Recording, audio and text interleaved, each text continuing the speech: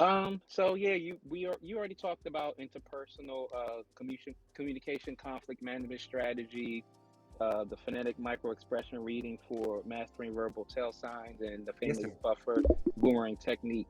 That's right. Um, are those three things that you are constantly, um, I guess, presenting to your staff and colleagues to increase their awareness of these things?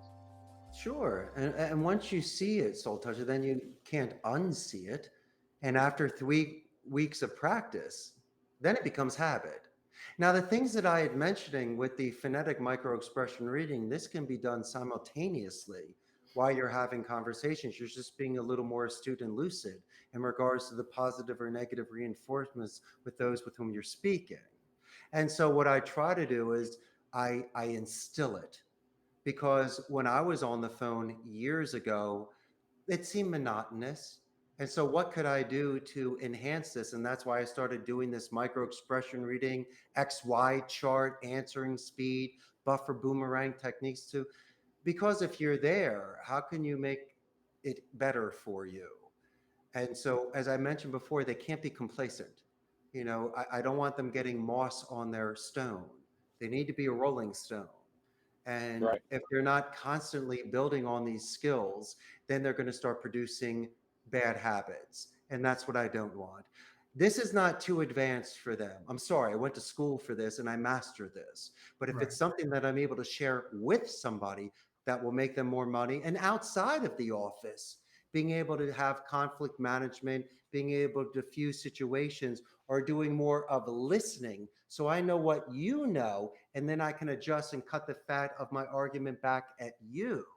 Maybe this Mm, could reduce any sort of family squabbles. Maybe this could save a marriage.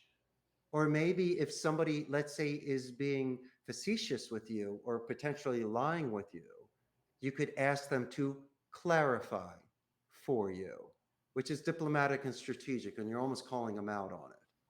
And so it's very important for me not just to gauge their speaking patterns, but really to stay focused on their answering speed. Because that's the one thing you really can't manipulate, gentlemen. mm, You can control mm. your tone, rate, and pitch. But subconsciously, you can't be consistent in your answering speed. That's why the police always ask the tough fifth question, because all of a sudden it trips you up a little bit. And so with my expression reading, that's more of my insurance policy to see if they're consistent in regards to Mhm. their arguments and their delivery. Okay. So how do you go about presenting this? Is it something that's presented in a formal setting, or is it more of a conversational thing and you just point out Oh uh no. certain aspects as the conversation is going on?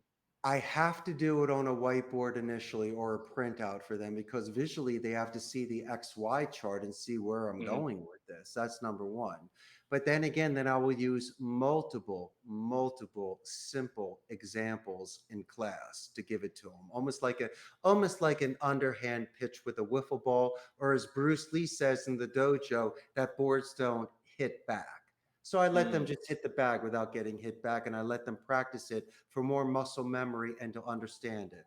And so while they're in the calls, and I was mentioning earlier on our podcast, the KPIs, the key performance indicators, and my quality assurance department, which grades their calls, they're grading a call. What I'm looking for is the sauce. You know what I'm looking for. I'm not looking for you to say, hey, Soul Toucher, is your address 123 Main Street? That's what I'm paying you for. I want you to talk about Fluffy the dog, right, or to right. do some active listening with you to bring you back, or the positive escalation from Soul Toucher. That's what I'm waiting for. Or for you to ask does that make sense or sounds good, right? Because of the spike or the dip. They have to rake. They have to confirm. If not, then they're not active listening. And I'll let them know that their timing was off. Because if there's any sort of interruption or crosstalk, that's our end. It means that you're not mirror imaging their speaking style to understand their pausing and their time. As I'm saying, gentlemen, once you see it, you can't unsee it. And once you Hmm. start recording your calls and conversations, you will from an arbitrary and a neutral perspective, be able to analyze yourself and to be able to gauge this.